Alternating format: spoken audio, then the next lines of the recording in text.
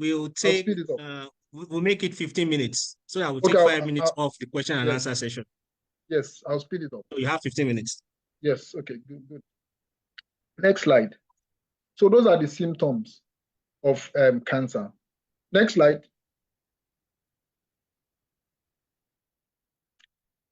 Yeah. So now to investigate cancer, there are three. We investigate cancers to achieve three purposes: to confirm the cancer, to stage the disease, and to prepare the patient for surgery. Because I'm talking about solid tumors. So nobody just gets a cancer patient and say we are going to do this immediately. You have to investigate. You have to know the stage of the disease to know how you tackle it, because there are some stage of the disease, for instance, that you won't offer, even though it's a solid tumor, you can see a swelling there. You won't offer the patient surgery again because it's useless. If someone has a stage 4 pancreatic cancer now, I'm not going to offer the patient surgery because it's useless. If you do the surgery, you're just wasting your time. It's not going to help the patient. So you have to first confirm the disease anyway, either by sticking in a needle, aspirate some of it, or you can go in and actually do a smaller surgery to go and remove parts of all of the tumor to confirm that it's actually a cancer. Then also you can do endoscopy also. You do endoscopy like colonoscopy or something, a long thing, the light and camera at the end, which you can put in the mouth or the anus to go and look at the tumor and take a little part of it. Then you do some tests. You do some tests on whatever you remove to confirm the cancer. There's some further tests to know the exact kind, because after knowing that it's a cancer, it's just like knowing someone is Yoruba. You may now want to find out whether it's Ijebu or Ikale. That's what you do with immunohistochemistry, to know the specific kind of cancer it is, so that it can guide treatment. Then you stage the disease. You want to know whether this disease has spread to other places. Do that with ultrasound, CT scan, MRI, PET scan, scintigraphy, and tumor markers. Those are things that you've recommended for. Then you prepare the patient for treatment. You can relate surgery from here and put treatment instead. You take blood tests to know how fit you are, how well your heart is working, and things like that to prepare you for the treatment. Next slide. Next slide. Next slide. Yeah. So the cancer staging also, you can also do that based on the symptoms. Also, for instance, they will ask a lot of questions when you are seeing the doctor to see whether the tumor has spread, and you do all these other tests too. So the stage of the cancer is one of the most important determinants of prognosis. The 4 cancers generally not very good prognosis, but when you catch them in the early stages, you have very good prognosis. So such that, next slide please, such that 84% of ladies with breast cancer survive the cancer in the US now. 84% survive the cancer without any issues and are cured. Now, cancer is not one shop that someone will just one-man show, that someone will just camp you somewhere and say it's treated. No, that's not how cancer is managed. The standard way of managing cancer is through a multidisciplinary management. You have surgeons there, you have medical oncologists, radiation oncologists, you have nursing, you have plastic surgery. Also, all these must come together to discuss the disease after staging and doing everything, to discuss the best way forward. And there are usually guidelines for all these things. So cancers are not the things you take to one private hospital of one man that graduated in 1970-something, and is the only one that is doing the thing himself alone, no consultations with other specialties and everything. So that's not how to manage cancer. Take cancers to hospitals where multidisciplinary teams are available. So now, cancers generally, there are 3 ways of treating it: surgery, medical oncology, that means drugs, and with radiation. So those are the 3 broad aspects. Next slide. Next slide, please. So the central treatment modality for solid tumors, around which others resolves, is surgery. Surgery is like the most important for solid tumors. Of course, you can't do surgery for blood cancers. Management is multidisciplinary. You must preoperatively stage the disease. Then the principle is that you must remove all the tumor. You must remove every single, because one single cell can grow back to become a full cancer.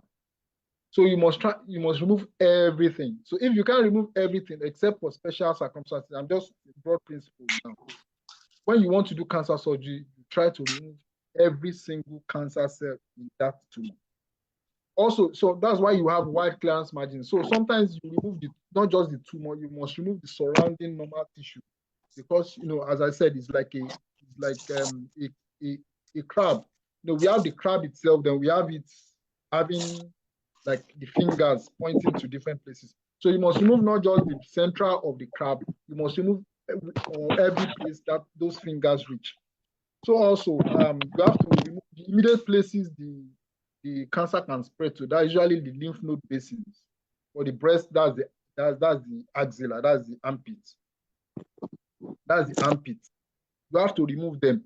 And all these are caveated though, because things that's all these, many of these things are caveated actually. So we can take it that it's just the general principles I mentioned. Can't discuss the details. Now, surgery may be with curative or palliative intent. There are some surgeries you are trying to cure the disease, and there are some you are just trying to palliate the disease.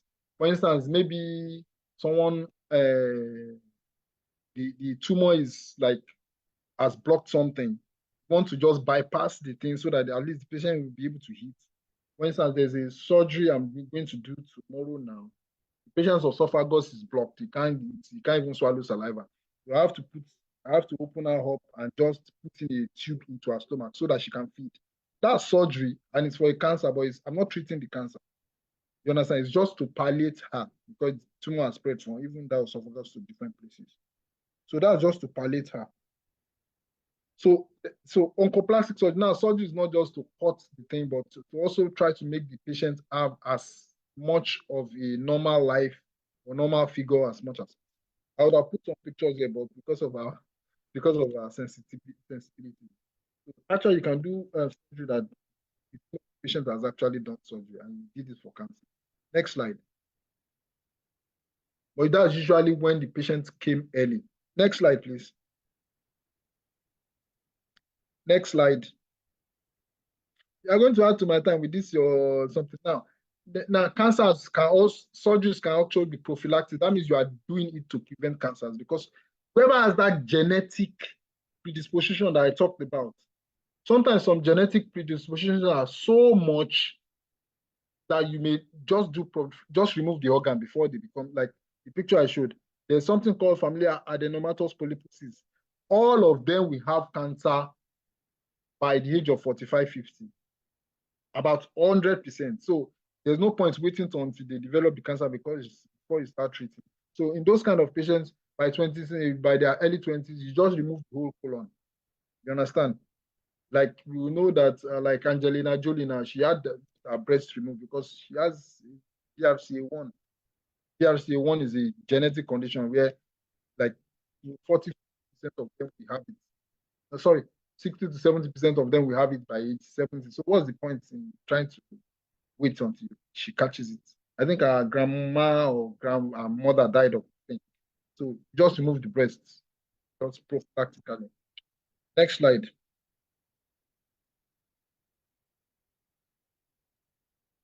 Next slide.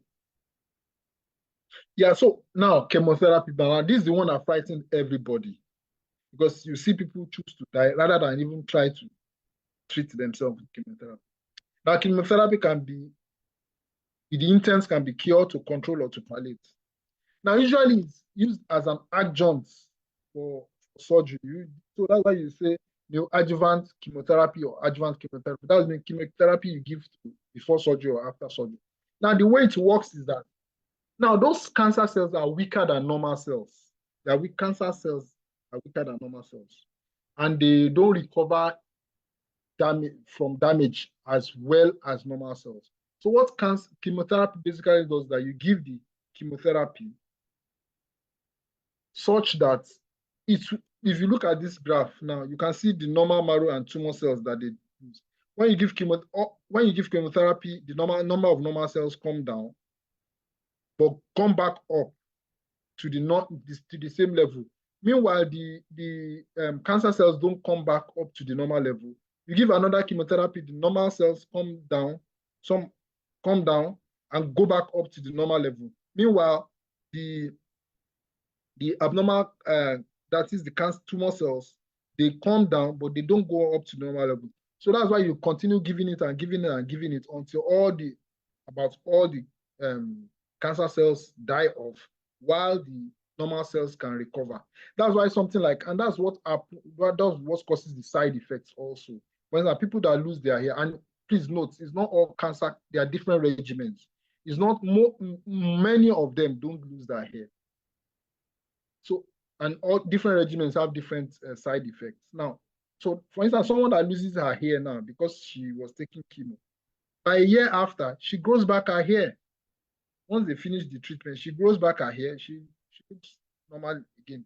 If there's changes on the skin, those changes on the skin almost completely recover, if not completely recover. Those that have diarrhea and other side effects also recover. Once you finish the chemo, most of the side effects are completely gone. So, yes, next slide. And it may occasionally curative, even in solid tumors like rectal cancer. There's something called total neoadjuvant therapy that we may talk about. Now, the side effects are nausea and vomiting, fatigue, diarrhea, constipation, hair loss, mouth sores, loss of appetite. All these things go once you finish the chemotherapy. So while chemotherapy can be very tough, and now different regimens can be some regimens are tougher than others, and also different people react differently to chemotherapy. Some people take chemotherapy and they are completely fine. They go back at their work and they are wondering that what the hell are they talking about? And some will be so sick that they land in the hospital. So it's not predictable. But whenever we give people chemotherapy, we also give them things to counter the side effect. Even before you start, they'll give you something to treat the nausea and vomiting. They give you diets that you can use to help with the fatigue, things you can use to help with the diarrhea. So while it can be tough on people, it's not a reason to refuse treatment. And then when they now need the treatment, it's useless.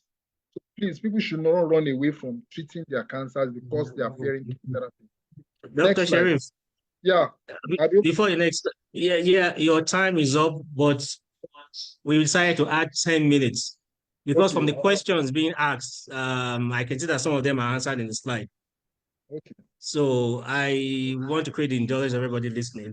I want to just extend this by another 10 minutes. So rather than having 80 minutes, that means we end it by 6:05 or thereabouts. Please go ahead. Okay. So next slide, please. Next slide. So radiotherapy is another way. It's the use of ionizing radiation. It's like being simplistic. It's like very strong X-rays. You shine it on the cells. Now there are many. This is one of the machines. Before there were only 2 or 3 places where it's available in the country. It's now getting more and more available. Although a little expensive, especially in the private places, but it's getting more and more. So what they try to do, and these are very sophisticated gadgets, is you try to deliver as much of radiation as possible to the target cancer, while minimizing the dose to surrounding external tissues. And it can be shining from outside like this machine that you have, or there are some that they will put the thing inside the body, radiate the place directly. And there are some that they actually give, like they inject the patient with it. It go and stay in the tissue it is sent to, and the patient will urinate it out. Let's just summarize it like that. Okay, next slide. Next slide. Next slide. Yeah. So radiotherapy also has some side effects: tiredness, anxiety, depression. Then also different side effects on skin. You may see the skin may peel off a little. The patient may have diarrhea. The bladder, if it's bladder, the patient may be having frequency, means the patient goes to the toilet very often, and the hair may be lost. Then mucositis, that's the mouth may be peeling, like majata, that man. Yeah. So